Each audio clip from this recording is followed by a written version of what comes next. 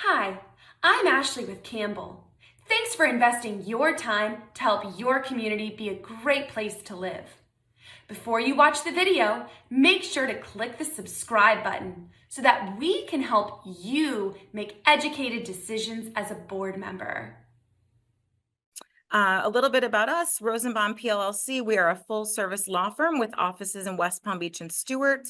Paula Marra is a shareholder here in our association department, and she's going to be teaching the class for you today. I am the education director at the firm. I'm also a state certified election monitor. We do everything in-house, including your general legal needs, contract review, collections, litigation, everything. Nothing gets farmed out. And today we're going to talk about Paula's favorite subject because Paula is an emotional support person for some dogs, which you will see in just a moment. One of them, who's adorable, and she's her three-legged rescue dog. But she's going to teach you guys all about the assistance animals. So without further ado, I'm going to turn it over here to Paula. Just give me 1 second to get it the way Paula likes to see it. All right, Paula, take it away. There's her emotional support. I love that. You act like I have all these different demands, right? Okay. Good morning, everyone. Actually, good afternoon. Here we are at noon.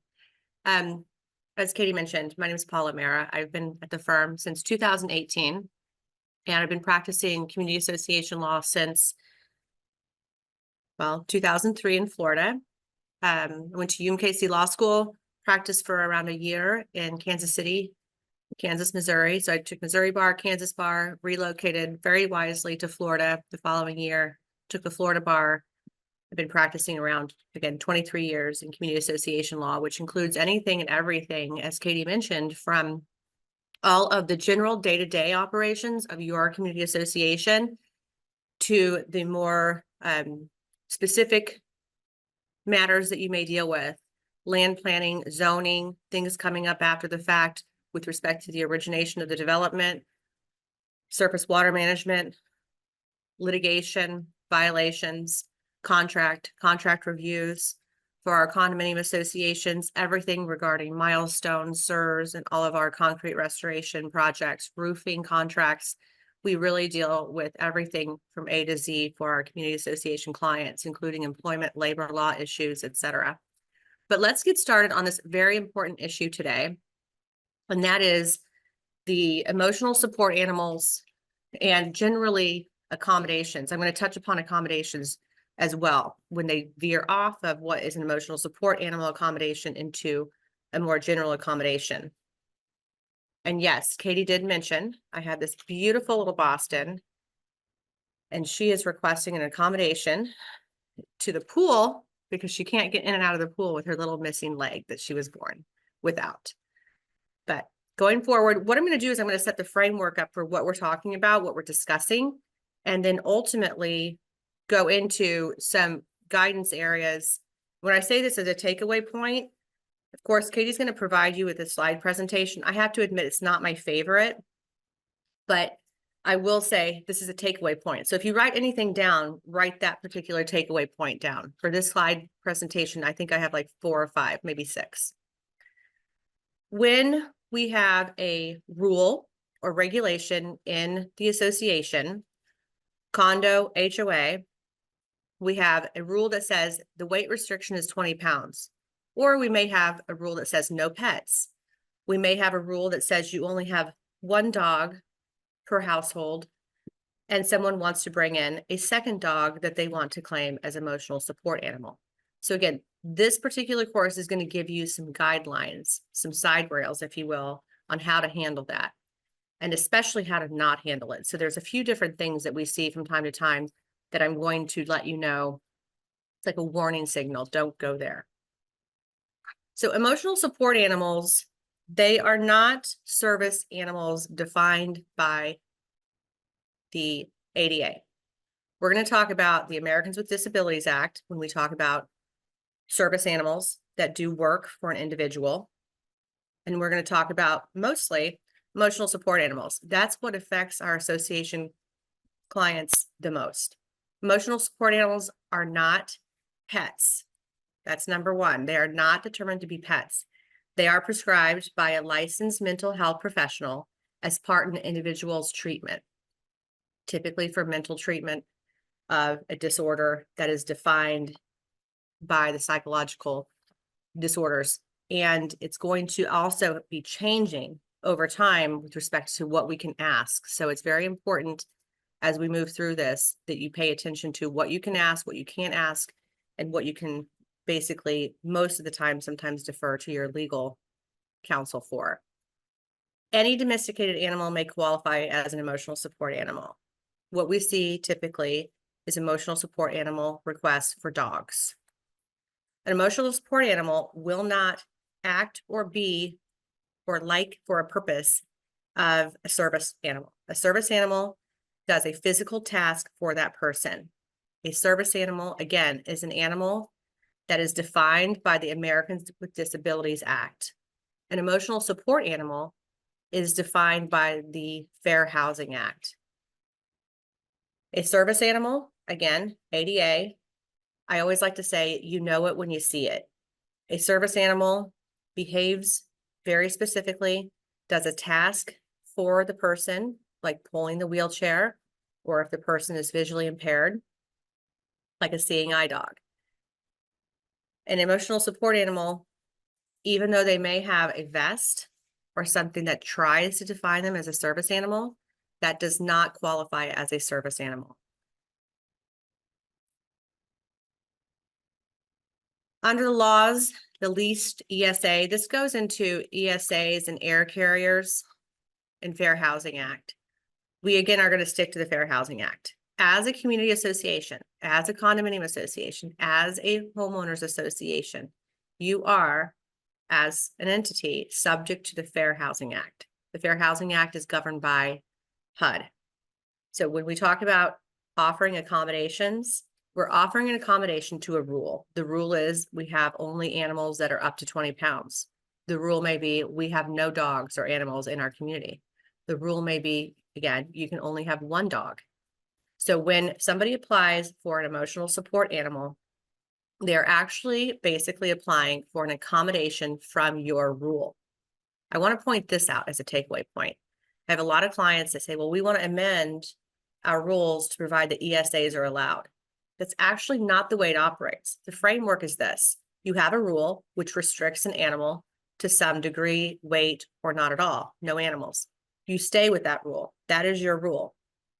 When someone asks the association, and they must request the accommodation to allow an emotional support animal, it must be a request, then that is going to be an accommodation to that person from your rule. So when you are drafting changes, when you are drafting your rules and regulations, do not put in your rules and regulations that ESAs are allowed. Of course they're allowed, because by federal law, it's going to be an accommodation request from that particular person requesting the accommodation from your rule. So I hope that's kind of clarified, Katie. Is that clear enough where you stay with your rule and regulation? You don't accommodate it in advance. You wait for the accommodation to come from a request from a person or an owner, okay? So your rule is going to stay where your rule is. No dogs or dogs up to 20 pounds or no more than one dog, etc. And then when an individual needs to ask for an accommodation, that's what they're going to request for an ESA. The problem with emotional support animals at this point in time really stems from the culture of being able to get a letter online from a therapist or from what we see here on this particular slide. It's Federal Service Dog Registration. A, there is no such thing. B, it's misleading from the outset because a service dog is not an emotional support animal. A service dog, again, is governed by the Americans with Disabilities Act. An emotional support animal is governed by the Fair Housing Act. When an individual comes to an association and provides such a registration, that is not a valid request for an accommodation. There are going to be certain key things that we're going to look for in an accommodation request letter. Again, the premium package will not justify your ability as an owner to request an accommodation from the no dog rule or one pet rule. So Paula, there's a lot of questions Mhm. popping up. I'm gonna try to hit them out. I know some of these, if I don't get to you right away, it's because we're going to cover what you're asking, but I want to hit some of these. So on a disabled veteran with PTSD has a service Mhm. dog, is that recognized as a service dog if there's no physical disability? Right. So that's a really good question. And we're going to kind of get to that at a point in time, but it's a really good question because it's a good question at the outset because it really kind of draws the line that used to be a really bright line onto what was a service animal. Typically it was something you could see. So service animals, if it is observable for a reasonable person that it's providing a task or service to the person, then that's a service animal and you should not ask any more questions. But for things like PTSD, where it's a mental medical disorder, alert. but however, it's also something that a service animal by the ADA can provide services for, it's becoming more and more difficult to determine if it's observable from person, like looking at that person and seeing, is that person obviously a seeing eye dog pulling the wheelchair, or is that person diabetic and that particular service dog Like a medical alert dog, like a right? medical alert dog? So these things are becoming a little bit more difficult to discern. And that's where honestly, we're going to recommend that you do have legal counsel involved, especially if you have some conflict with that person on whether it's a service animal or not, because it very well could be. There are specific answers, or pardon me, there's specific questions that you can ask only if it's a true service dog, and you don't want to step on the wrong side of that either. Awesome. And on the document, can you ask them to show you the documentation if it's not clear? Like if it's not a blind person with a seeing eye dog, can you ask for the documentation of that animal's service? Yes. Provide. So if it is not clear from the observable, what you're observing in real time, if you will, that it's not a service animal doing a medical service or providing a service or task for that particular individual, you can ask an additional question, which is, what service is that animal providing to you? And to go beyond that question, to ask for more, again, the more cautious approach is to contact your legal counsel, because the way in which you ask that can either land you with an ADA complaint or not. So, Fair housing consultation. well, and that's so if it's a service animal, you're going straight to ADA, you're violating the ADA. If it's an emotional support animal, you're violating the Fair Housing Act. So two different lanes we're going to pick. But I think the takeaway point is this. It used to be easier to determine whether it was a service animal truly under the ADA.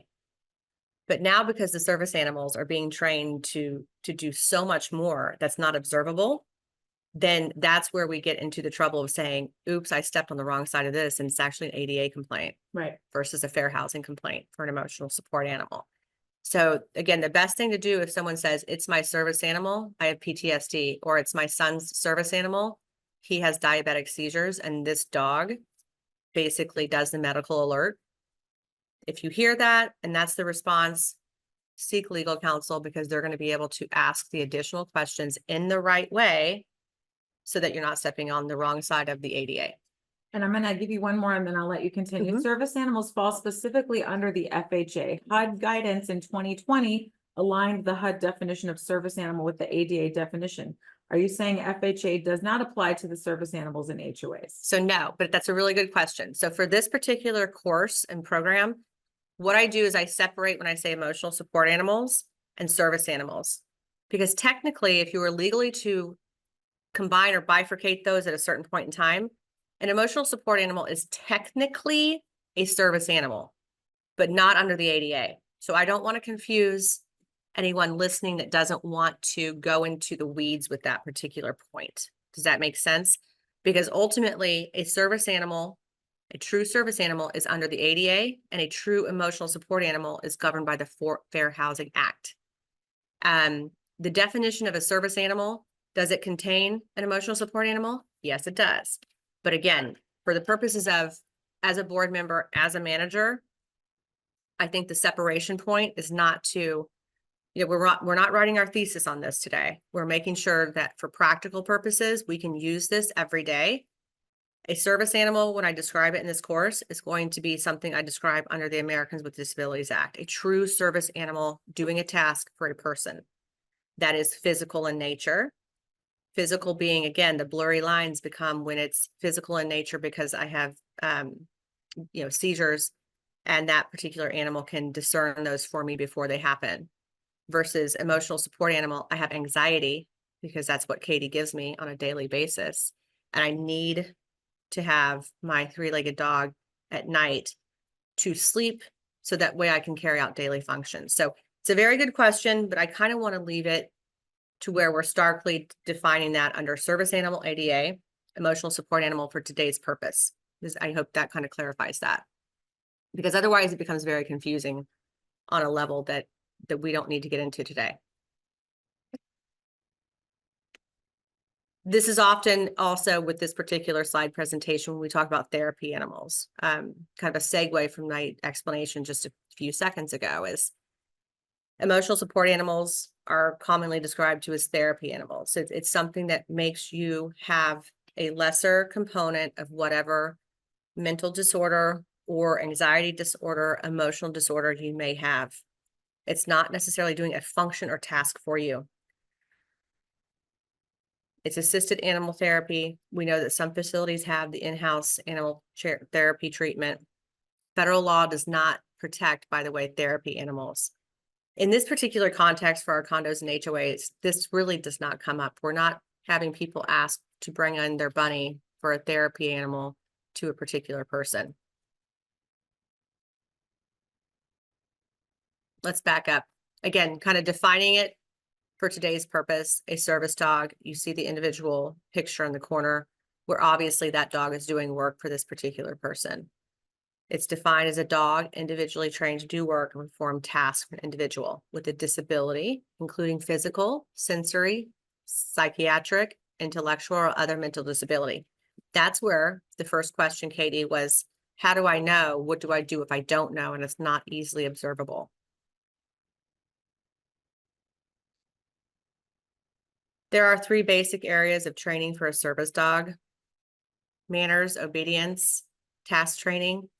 Keep in mind, the takeaway point for this is a service dog does not have to have any type of certified training to be a service dog for that particular person. There is no certificate, there's no federal certificate, there's no state certificate that's going to define a service dog under the ADA. The definition and the categorization of a service dog is going to be whether it does a physical task, even if it's a sensory type of physical task, or other type of task for that particular person with a disability. There are obviously service dogs they've all went through training. We can see that. And that's why I always say you can see it.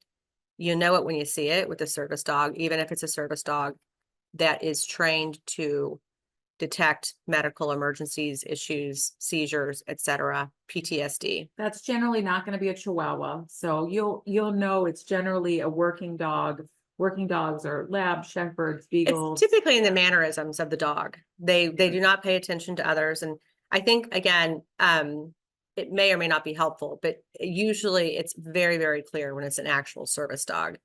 And this gets into the point of what do we do when someone's saying it's a service dog, but clearly it is just the Chihuahua at the pool sitting on the person's lap. So I have a couple good points for that later on as well. Do you have any more questions coming after that? I have a lot, but just keep going. Okay. I'm going to move through a lot of these slides. As I said, this is my disclaimer.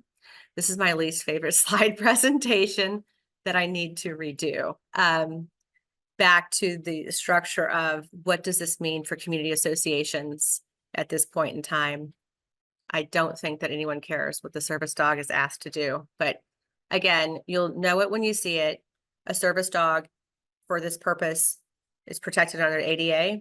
If you believe that someone has claimed it's a service dog and not an emotional support animal, you can ask 2 questions if it's not observable that that's a service dog.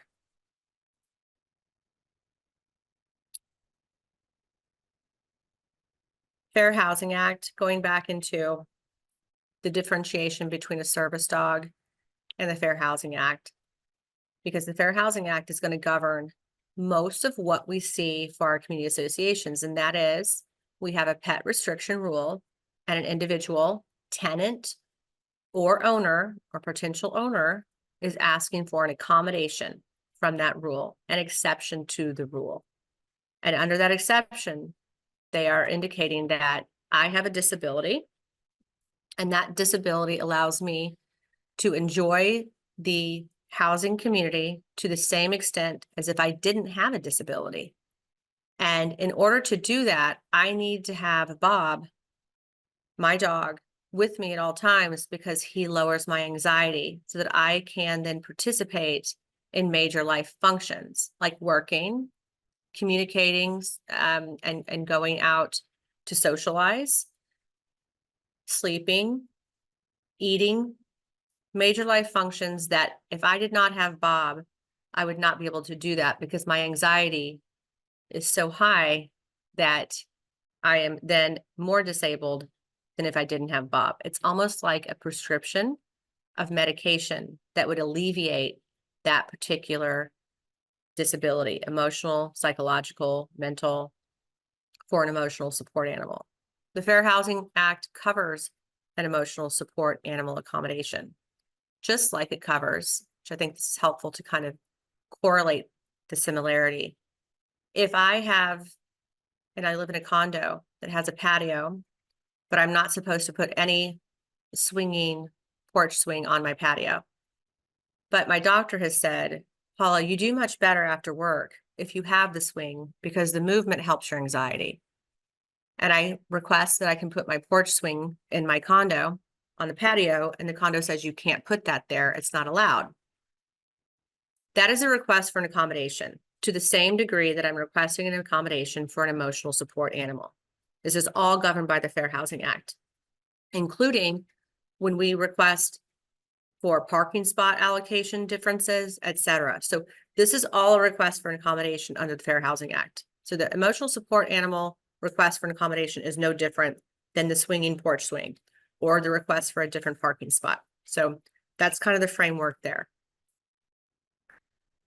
For the Fair Housing Act accommodation request, that request, including the emotional support animal, needs to be made by the person. Contrast that with if it's an ADA request for a service animal and I'm walking in with my service animal, I do not need to ask you to do that. I walk in with my service animal, I live with my service animal under the ADA, and I don't have to ask you as a person with, let's say, visually impaired, and it's my seeing eye dog. I'm not asking you to be able to do that, but I do have to ask and request for a reasonable accommodation, which needs to be considered by the board and either granted or denied.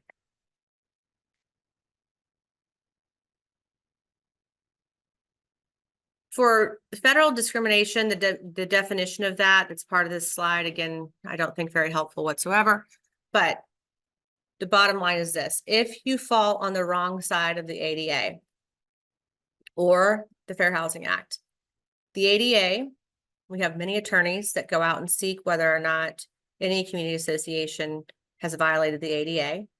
Typically, you should know that your community association is not subject to the ADA for physical components of your facilities, your bathrooms, your walkways, unless you're inviting the public into your community or your clubhouse. However, you can violate the ADA by offending or asking someone to leave with their service dog.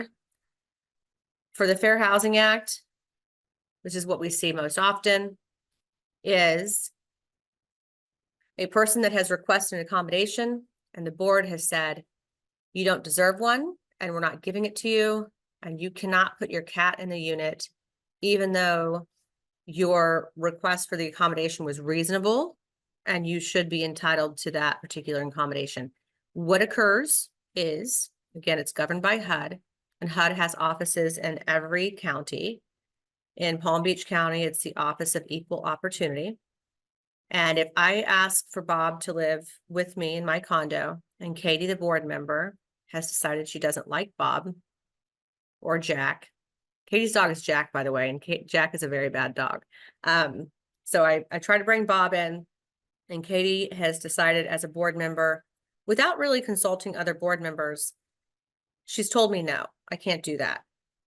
But I have a letter from my counselor, my medical provider, my therapist, my doctor, my foot doctor. I mean, I can go on and on with the different variables that I have seen, indicating that Paula, in fact, even though I'm a podiatrist, she suffers from anxiety and she needs Bob in her condo because he actually reduces her anxiety so that she can participate in major life functions.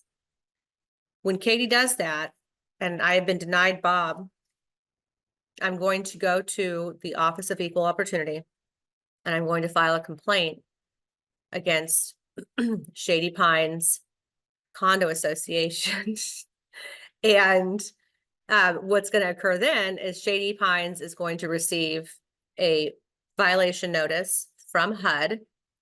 It's going to come in a complaint type of form with the ability to answer that particular complaint. And when it's answered and it's admitted that Katie did violate the Fair Housing Act by virtue of just a single board member that she is, typically you're going to pay a fine, and you may even be asked for the entire board to attend counseling on Fair Housing Act accommodations. So that's really what we see most of the time, not only with emotional support animals. It happens very frequently with the reassignment of parking spots, which is complicated depending on how your community is organized with space, spot allocation, et cetera. But when Shady Pines get that letter, Dorothy and Sophia are gonna come after you with the paper. Shady Pines, Shady Pines from the Golden Girls. But that's kind of the way it works. So it's discriminatory housing practice. That's what it boils down to. Whether if it's an ADA issue where you've denied a service animal, it is more extreme. There are federal penalties, and nobody has to pass go to file a federal lawsuit against your association. So that's really the big thing. We do have attorneys, I can name them by name, but I will not, that frequently will immediately file a federal lawsuit, either on ADA claims or Fair Housing Act claims. For example, if you have a condo and you have a lot of green area in front of your condominium, but you are requesting anyone with an emotional support animal to walk another 200 yards, let's say 200 feet even beyond that green area that can be used for the dog to relieve itself, you may be violating the Fair Housing Act. So this goes beyond just requesting an accommodation for fair housing. It is also what restrictions you may place on the dog once the ESA is approved to be at the condo or HOA property. So that brings me to this question then, Paula, and there's a lot of questions. So yeah, we may honestly, I mean, with this slide presentation, I'm okay with. I'm trying to just go through and then I'll hit all the ones that are not like what you're going through, but can the association then place signs around the property on common area that no dogs are allowed in that area if they have approved ESAs? If it's a no pet community? I would recommend no, because here's the difference with an ESA. You may have an ESA. So the question was, so everyone kind of heard it, is we do have green areas, grassy areas that we don't want any dogs on. So long as you have analyzed what areas you're allowing those dogs to relieve themselves to. In other words, think about the dog, but you have to think about the person too. If I have my 82-year-old mother who has walking disabilities physically, and she is asked to walk an extra 100 yards to relieve her dog when there is adequate area closer, that may be a violation of the Fair Housing Act for that particular person, versus if you ask me to walk 100 yards to relieve my dog, then that's a reasonable request for you to ask that of me. But that's not a reasonable request for you to ask that of my mom with a walking disability. That's why generally we stay away from a general or blanket prohibition in certain areas. Now, if you can justify that prohibition by the fact that there's adequate space and you know anyone with an ESA does not have the conditions, like example given, my mom, then that makes sense. But you have to make sense of it, because if you can't defend it and somebody brings an action, then most likely through the fact that it's through HUD or even a federal lawsuit, the advice of your attorney, your counsel will probably be, we need to back up here. You cannot put blanket restrictions like that if you have a wide variety of individuals that would be walking their dog to relieve themselves in one area or another. That goes also to say, for an example, we have clients that do require from the common area strollers that the dog must be put into for the common area to get from the front door to the elevators for those condos that have the lobby areas. That's fine if you're asking, again, me to put my dog in a stroller. But if you're asking somebody who is not physically able to lift their dog into a stroller, or the weight of the dog is higher than that person can actually ask the dog or put the dog in, you see what I'm saying? Everything is case specific. It's a case by case basis when you put those restrictions on an ESA.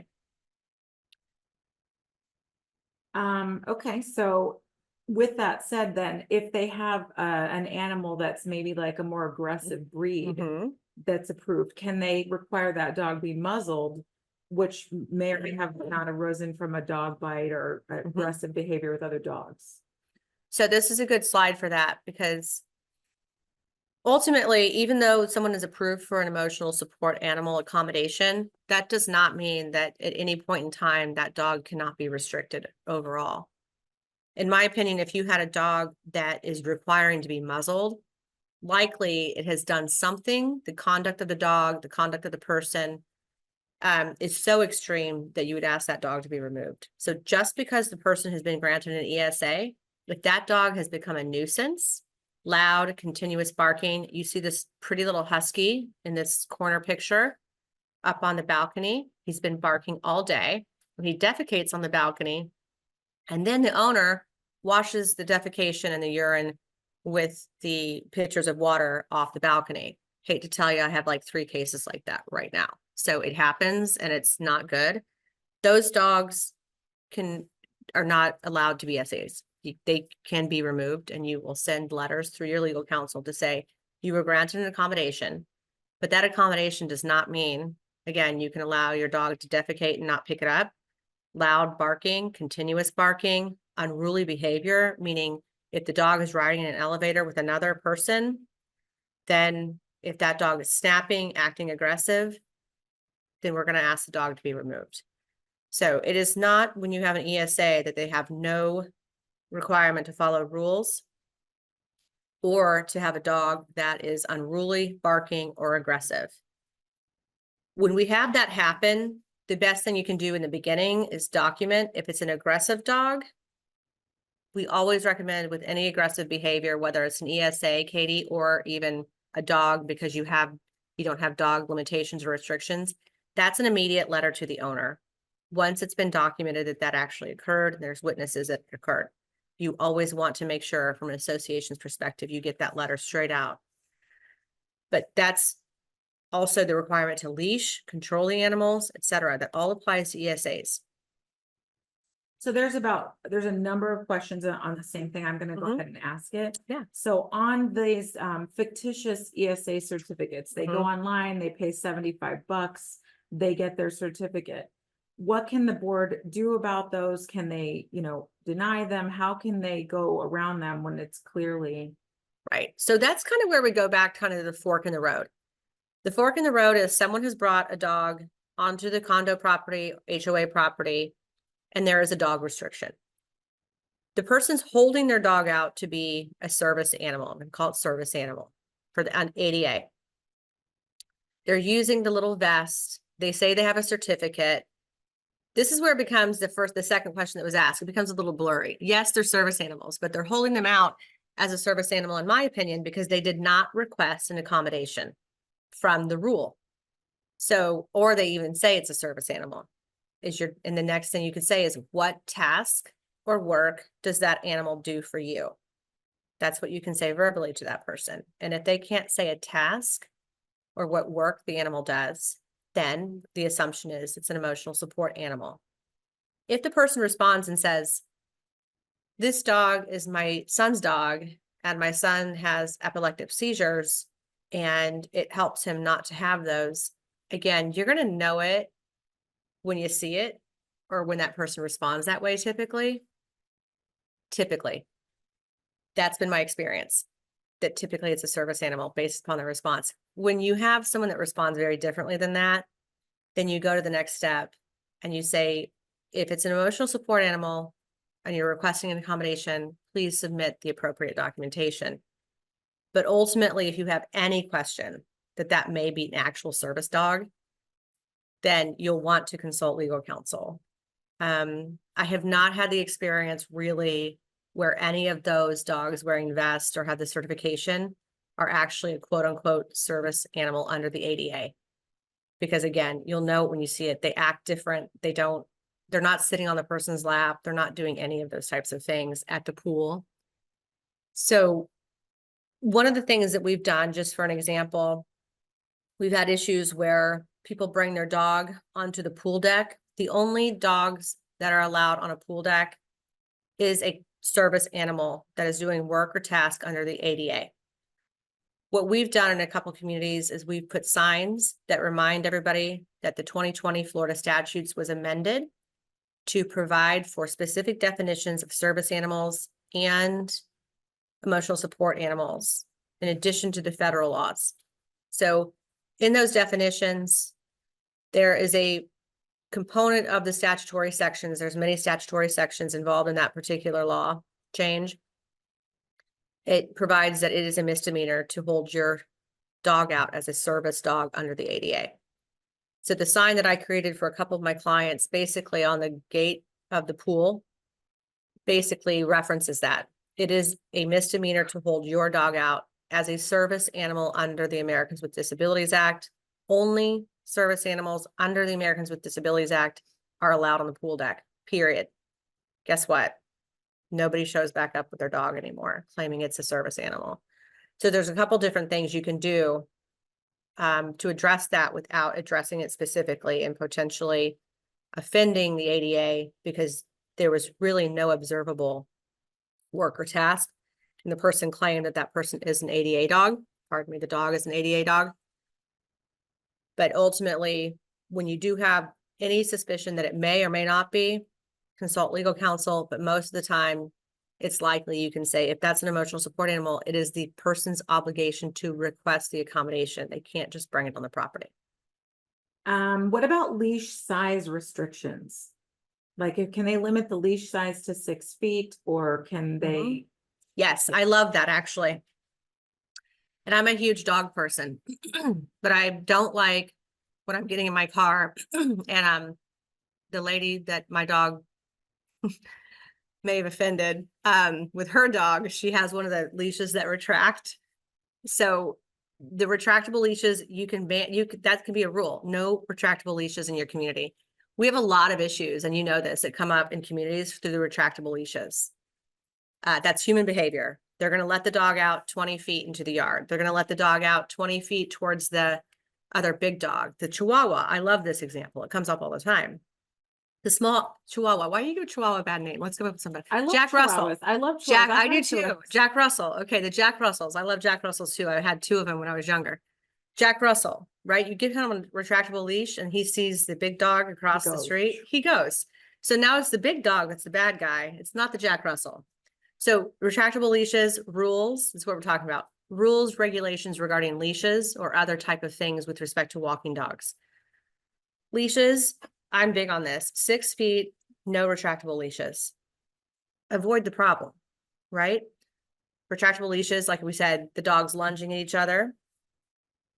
It's hard for some people to retract and stop that leash. 6 foot, that's the county code in most counties. And retractable leashes also then, unfortunately, when someone does not want to pick up their dog's defecation, they allow the retractable leash to go all the way up into the side yard of someone else's yard, hoping that no one notices that straight off the sidewalk, right? Retractable leashes, no, 6 foot, yes, it saves a lot of problems for the community overall, I think. Can you require, okay, so well, this one is, they require dogs be in a cart when they're on property. If a service dog is not assisting or seeing or walking, can we say it needs to be in the cart? No. No, you cannot put any restrictions on a service animal. And when I say service animal, again, Service animal. I'm talking Working service animal, working service animal under the Americans with Disabilities Act. You may have a service animal that is specifically trained to not be on a leash for some purpose. So you cannot put restrictions on a service animal at all. That's the best way I can say that.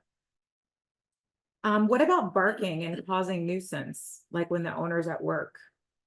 If it's a service animal, that's not going to happen, right? So we're going to talk emotional support animal.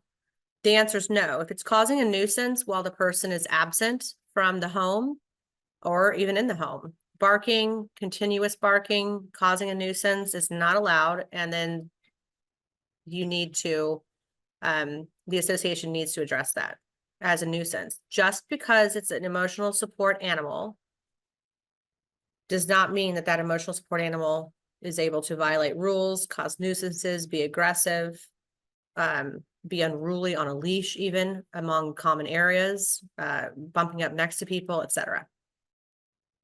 Awesome. Thank you. So many more. Let me keep going and then I will get back to, because I have so many questions. Yeah. So again, this is kind of what we just covered. In certain cases, the association can force the removal of an emotional support animal. We're not going to see these issues with an ADA service dog. We just don't see them. Can we put them in dog carriers? Can we require them to do that? Yes, we can. But again, it's a case by case basis. Do not ask the 95-year-old person that has walking disabilities to put their their emotional support animal, German Shepherd, into a dog carrier. You may ask the person who is 25 years old with this little picture over here with, I don't know what kind of dog that is, to put that dog in a stroller through the common areas. We can also ask sometimes for an emotional support animal situation, which comes up from time to time. If there are, two elevators and you know that that other person has, one of the things that come up is somebody has a dog allergy or a fear of dogs, we can ask for the ESA to allow the person to ride up in the elevator by themselves. We can identify that, we can identify and work with the two people together to compromise that that person is riding in the elevator and they should not get in the elevator with that particular person. So there's a lot of different things, but you can tell that I'm saying it's a case by case basis, and each of these needs to be recognized, that you have to move around the federal law and the Florida law with respect to addressing these case by case situations.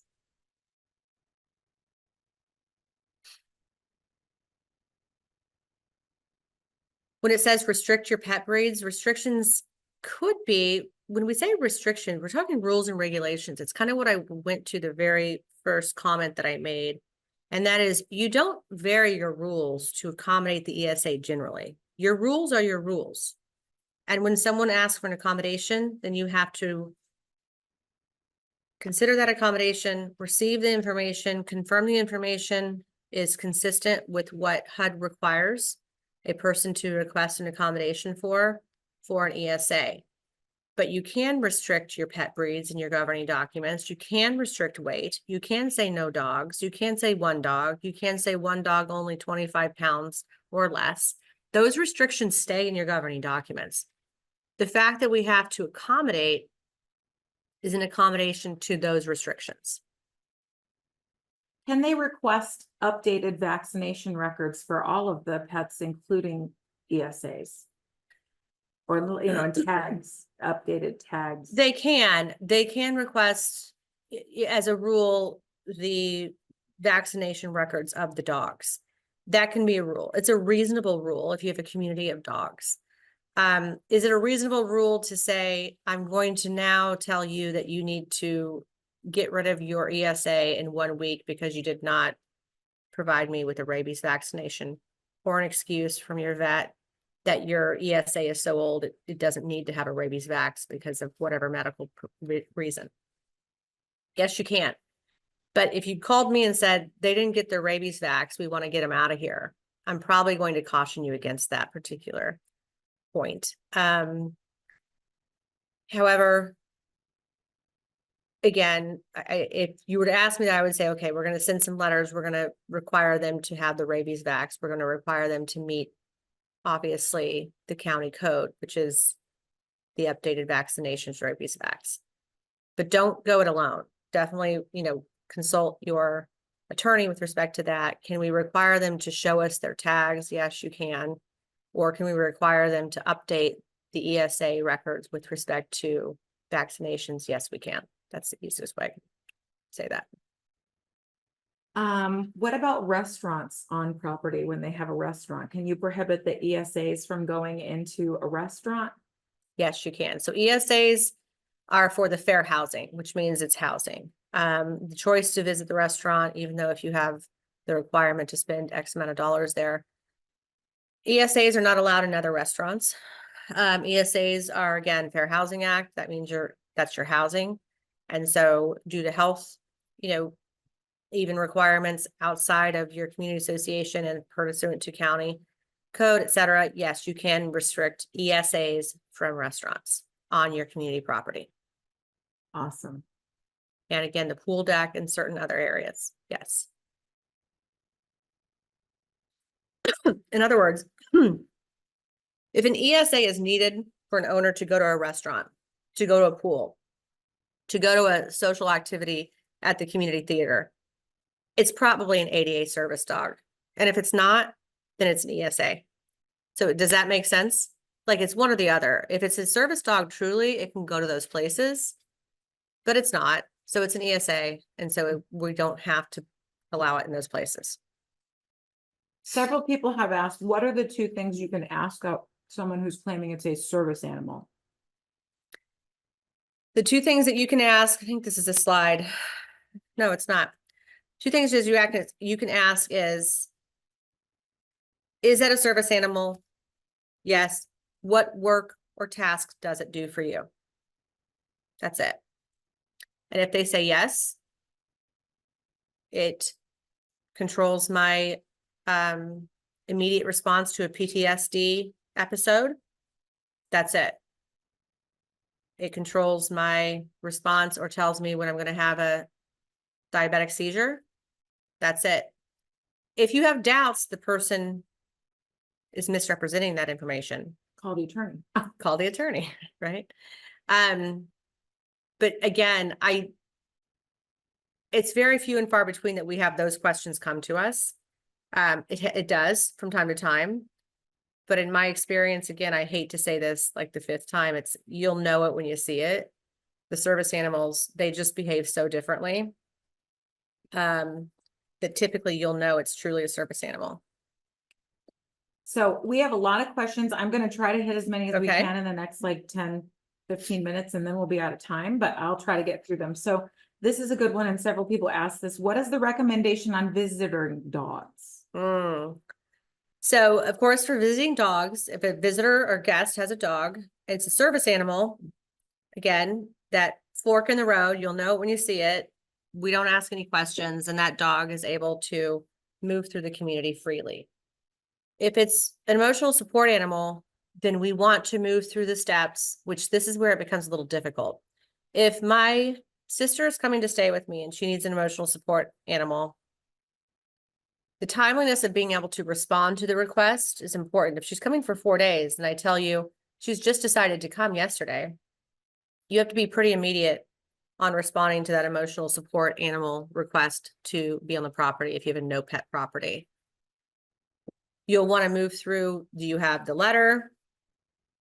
You'll want to make sure it hits the points where the person is identified, the pet is identified in the letter, a reference to generally the disability, emotional, psychological, etc. And then the reference of that particular provider can be a therapist, can be a doctor, it could be a podiatrist. I always use that because we had one of those. And it has to reference the fact that this helps my sister as a guest. She has to sleep with this dog. Otherwise, she can't perform major life functions without this dog. So it's a tough situation, but they are still allowed because it's a Fair Housing Act. They are still allowed to in a sense, house themselves. I think, frankly, it's a little much because that's not their housing, but certainly the person who owns the condo or is a tenant or even owns, of course, the home has the right to allow guests there. And so the federal law has blended that to include visitors and guests. I think this is a good question. I've actually never had this one before, but are police officers with canine dogs allowed to have their animal in a no pet community? That's a really good question. It's certainly not a service animal. It's not technically an emotional support animal. That's a really good question. I like that. I've never heard that before. Me neither. So, I would probably venture to say that I would not. Probably, that's a good question. Prohibit police cars now. You can't prohibit police cars, but the fact that they made, the statute was specific to not prohibit police cars. So if that was a situation where my client came to me and asked that, I would probably, in the interest of my client, I would say it's not an emotional support animal and it's not a service dog. It's a trained service dog, just not for a medical purpose.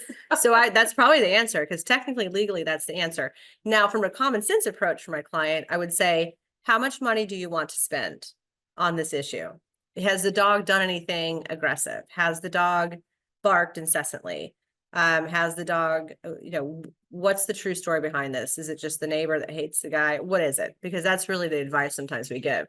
The legal advice is there's nothing that allows a canine officer, which is what they're called, to reside in a no pet community. But that's a very interesting question. Is there a limit to the number of ESAs one person can have? That's also an interesting. So yeah, so you as an ESA individual, you're allowed one ESA. However, the Florida statute that was amended in 2020 actually referenced the fact that if you have an ESA for one disability or issue, then you also can have another ESA for a different type of issue. So in Florida, arguably, the case would be that you could have up to 2 ESAs. In Florida, that's not federal law, that's Florida law. Now, take that against the example of, I have Birdie, Bob, and Bentley, my 3 Boston Terriers. 2 of them are major iguana hunters, by the way, Katie. She does not have a dog restricted community, just so you know. I actually do, but it's been selectively enforced all day long. Oh, nice. There's a lot of them with 3 dogs, but my dogs are little.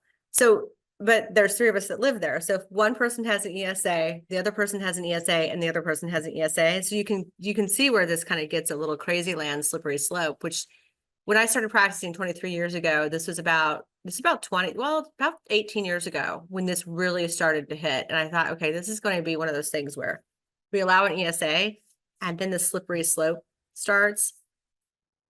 Although I love dogs, I love animals, I also love the fact that if you move into a no pet community, that's a no pet community. And I see from my clients the importance of understanding that if you have a 55 and older community, sometimes we've all had our dogs at that point. We don't want our dogs anymore, or there's fear of falling, there's fear of being bumped into. So I see definitely both sides of this. But to that question, sometimes if you did have 3 people living in that home and they all had an ESA, you'd have 3 ESAs. So I respect both sides of it though, because from a lot of my clients' point of view, what occurs is the person is fearful of dogs and they live next door to, let's say it's an open common stair step area, or she or he has trouble walking. She's concerned that the dog's bumped into her a few times. I see it from all sides. So I think the bottom line to that, a good takeaway point is ESAs, they have to be an accommodation request. When you have an accommodation request, it's going to be in writing. You are not going to have a quote unquote required application. You can have a form that says this form is intended to assist us to receive information to consider your ESA. It is not required. That's number 1. Number 2, when you receive the information, make sure you thoroughly review it. or your attorney reviews it. I haven't mentioned this yet. We do our reviews at a very reduced basic hourly rate. We basically check the boxes and I send it back to you and say, it basically meets it. So document that it meets it. That doesn't mean we have a community that's a no pet community and we just allow the ESAs to come in without going through that request accommodation process. Right? If you take anything away from this, that's what you take away. It's just because we have this ESA slippery slope that occurred 15 something years ago. You still have a process. You still receive the information and you make sure the information to request the accommodation meets the requirements of HUD. And again, please don't have an application that's required. Please don't post the ESA names on your bulletin board. Please don't require restrictions about where the ESA can walk or relieve itself, himself, herself, that are unreasonable to each particular person that has the ESA. You're not going to point out the medical conditions that that person has. You're not going, that's confidential information. It's confidential health information. So you're going to maintain the guidelines, but certainly understand that you're going to also maintain a framework for your community to receive requests for accommodations, consider them in a reasonable time frame, and respond reasonably. Two good questions. One is can they require the provider that's giving the letter be local? No, so that's a really good question. The provider that's giving the letter to the person requesting the accommodation for the ESA can be an out-of-state provider. It can be an internet provider. Under the Florida 2020 different amendments that took place, it has to have a statement that the provider provides medical services and therapy or therapy to this particular person, and that medical provider knows of the person's history, basically. And those updated statutes still remain in section 760.27. That is outlining the emotional support. So it's 760. 760.27. Yeah, and Katie's going to be updating this amazing slide presentation To add that in there. to basically burn it and create it anywhere. All right, and then also another good question. So can the association use a third-party verification company to verify the animals? And if they do implement that, does the individual have a right to refuse to go through it? Correct. So the individual does not have to go through any verification process to verify. I don't know what. That sounds very suspect to me, frankly. I guess if it is an ESA or. There's no registration for ESAs. There's no registration for service animals. There's no registration federally or locally or nationally or statewide. There's not. The service animals are, if you see it, and you have to ask the questions under the ADA. The ESAs, again, Fair Housing Act, the person has the right to request an exception from the rules. There is no registration. I would be very wary of any company that is saying that they can register or verify an ESA. Verification, there's no such thing as an ESA or a service animal. It's a request for an accommodation. You move through your Florida statutes and the federal law, and you determine whether or not that letter or even the new Florida law provides that someone can submit disabilities verification to say, I have an ESA, I don't have a doctor's note, but here's my disabilities. Americans with, help me out here, Katie. State Americans disability. with, yeah. No, it's a state, if they're receiving disability income. Oh, yeah. Right? So there's different Social Security ways, disability. right? Social Security disability, income information can be submitted without a doctor's note. This is truly an area where work with your legal counsel and say, listen, we receive X amount of these a month, 1 a month, 2 a month. What can we do to provide a systematic approach between attorney and association board to send these over instead of the manager or the board stepping in the wrong spot for the Fair Housing Act, and work with your attorney to say, is it going to be half hour for you to review it and tell me yes or no? What's it going to be?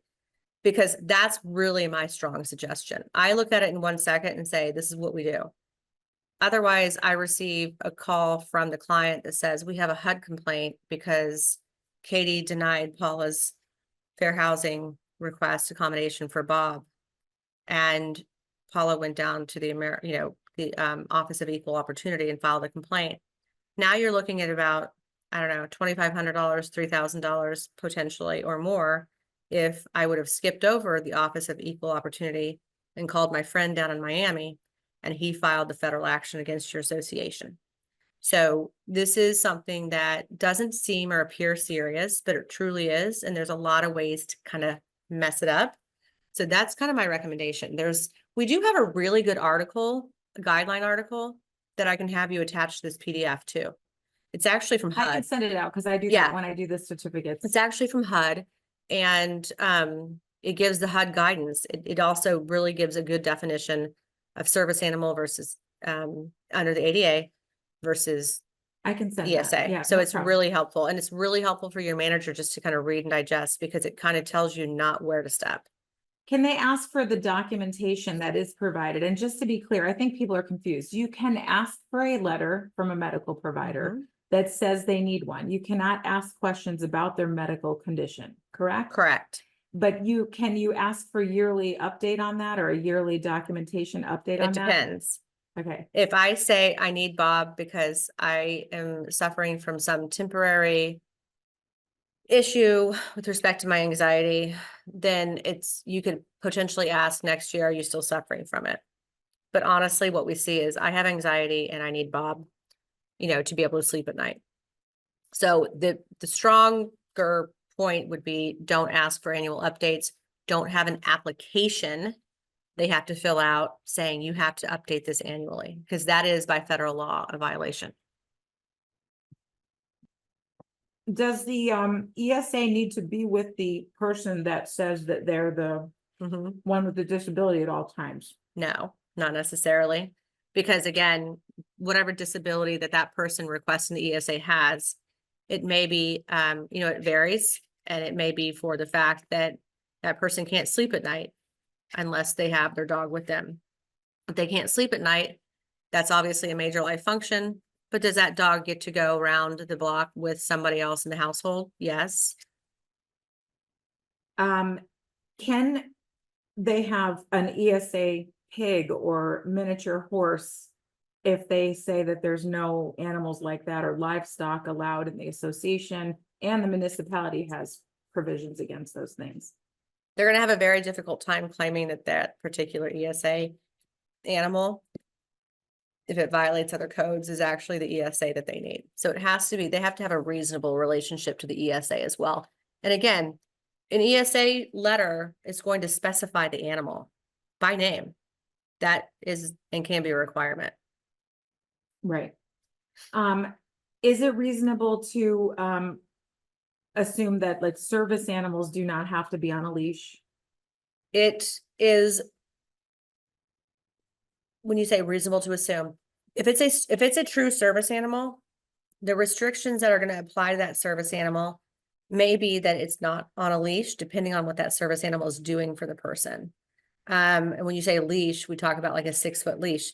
If that service animal is doing some other function that the fact that it's not leashed relates to the work it's doing for the person, then I would say it's reasonable that it does not have to have a quote unquote leash. Yes.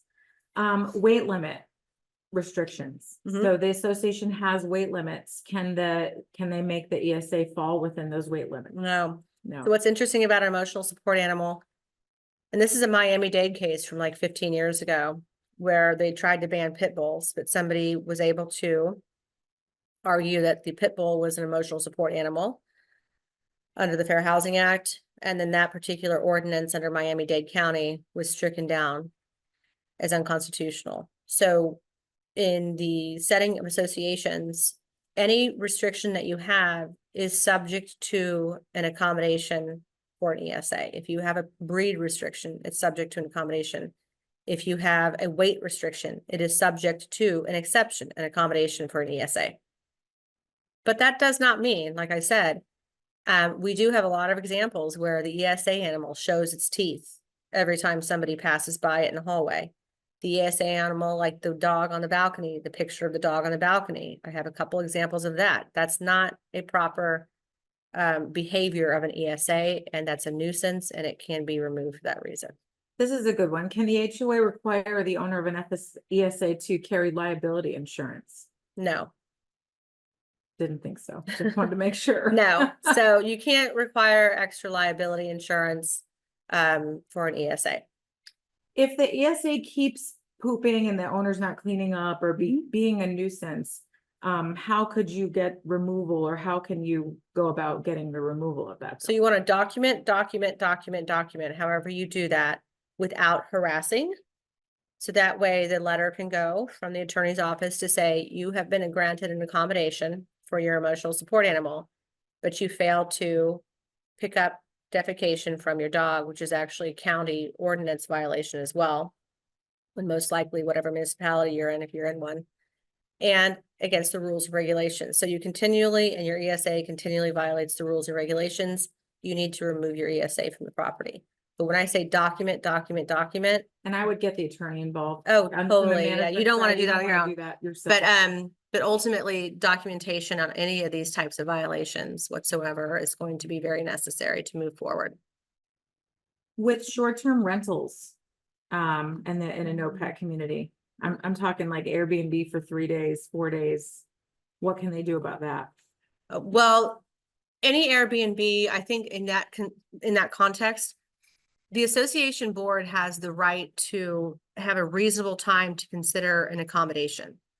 And that's probably where I would go to, is if you have an Airbnb that's rented 1 day, 2 days ahead of time, and they're going to request a reasonable accommodation, there is likely no way that the board can timely consider that accommodation request if you're going to come and rent and take possession of that Airbnb in 2 days. So I would probably promulgate a very clear rule that says if any Airbnb renter or tenant is requesting an accommodation, that accommodation request for an ESA needs to be submitted at least 3 weeks before taking possession of the Airbnb. And I think that's reasonable. We're gonna take, we have so many, we're not gonna get to everyone's questions. I apologize. Some of them are, a lot of them are repeats of what you went over.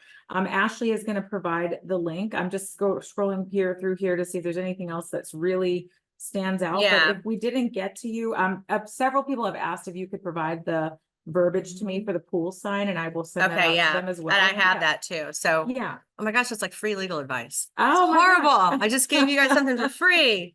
What kind of attorney am I? There I'm you just go. kidding. So, ultimately, I would love to provide that because I think it was a really helpful common sense approach, which helps that particular 2 clients to not have the manager have to interface with these people over and over again, to deal with those same issues and the same claims they were service animals when clearly they weren't. But a second thing, just following up on that, Katie, that HUD article that you'll distribute is going to be very helpful if you're willing to read it. Now, I think it's like page 5 on, if I remember right, that is very helpful, or like page 4 or 5 from that point is a very helpful pieces of information that kind of walk you through the differences in what you can ask, what you can't ask, and what you can ask, with respect to ESA. But keep in mind, I think that predates the Florida statutes. So 2 things, again, takeaway point, you have federal law, then you have the Florida statutes with respect to ESA and fair housing and service animals and ADA. And I'm gonna do a couple more. So several people have asked about using an application. Paula's very picky about the application. So I would say if you want to use an application, send it to your attorney to look at first. I would, and make sure your attorney knows what they're doing. Because I see other, here's the thing, over time, 5 years ago, 6 years ago, that was okay to do. And to ask certain ways and to put certain labels on the application itself, titles, if you will. But now federal law is changing, so it's changing all the time. So when you continue to use a form like that, you may be stepping into case law that just came out last year that's like a major no-no based upon someone suing under an application like that. So it's always changing. I always tell my clients, send me what you have and I will literally strike through, and then you can do the edits, but I will mark them through to say, take this language out, take this language out. The bottom line with any type of application, we're not going to call it an application. We're going to call it a voluntary Request. informational request. And it's only for the purpose of having more information to consider your ESA request. And we're not gonna charge for any of that. We're We're not not allowed to charging charge any anything. deposits. No deposits, any nothing. fees, nothing Right. for that. And again, final takeaway point, it's always changing. Take, for example, when I say you can walk your dog here, you can't walk your dog here. That law changed about 15 years ago. It was a pretty big federal case where they told the person, it was a woman, you can't walk your dog along this particular piece of property, this roadway on this green grassy area. She sued, she won a lot of money because it was unreasonable for her to walk all the way around the community so her dog could relieve itself. Those are the types of things that there are attorneys that look for it. Yes, the person was damaged, but to the degree of the damages potentially that she sought, and then to the degree that the association had to defend itself with attorney's fees, that's really the bottom line. It is an area of, I was going to come up with a bad joke, but I'm not going to do it. It's like, you're just like stepping around the defecation that nobody picked up, right? So you have to move around it very, very, very, very, with a lot of forethought. And that's why I always say, but this is an area where I always encourage my clients to consult legal counsel. And Ashley, if you want to launch the survey, I'll take one last question. You guys can fill out the survey that she has. But this has come up 3 times now. Can the association that uses the DNA pet registration still require an ESA to register so that they can check if they leave unpicked up poop? If you have an established DNA registration for your dogs, I don't think it's unreasonable for that particular ESA, if it's walking out and about and it's doing the same activity that the other dogs are doing, i.e. walking out and about to relieve itself, I don't think it's unreasonable for that person to abide by that particular rule. It's not a pet deposit. So long as, by the way, if there's a monetary fee for that, then you don't want to charge the ESA the monetary fee to register. Awesome. And we are really over time, so I apologize if we didn't get to your questions. But please, you're going to have my email contact information. Paula's here at the office. She does ask that the emails be directed through me. I will certainly try to answer anything if we didn't get to it. Just send me an email back. Again, managers, please allow me till like Monday or Tuesday to check your credits. And I promise you I'm going to get them loaded by Monday or Tuesday. And certificates should be out by tomorrow. So thank you guys all for attending. We really appreciate it. Thank you. Do you want to know really quickly why I'm smiling?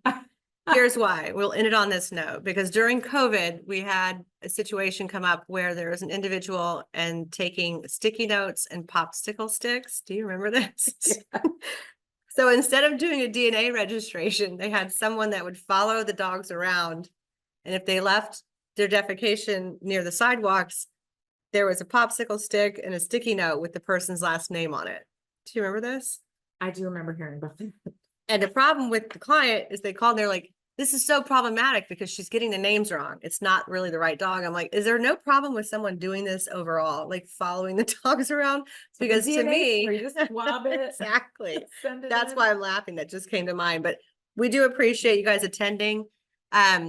Look forward to Katie's next amazing slide presentation for our beautiful dogs. And for all of you that asked me, I did several questions. We are working on getting our board certification revamped, That's a good point. approved by the DBPR. They did not issue the criteria to approve that till late in August. So I know you've seen some other firms that have those up there. I think there's only 1 or 2 that I verified that are actually approved to teach that class. So as soon as we have that done, we will have that out for you. And you get to look at Birdie on the way out. So thank you guys again so much for attending. Thanks for watching. For more great educational content, click the subscribe button now.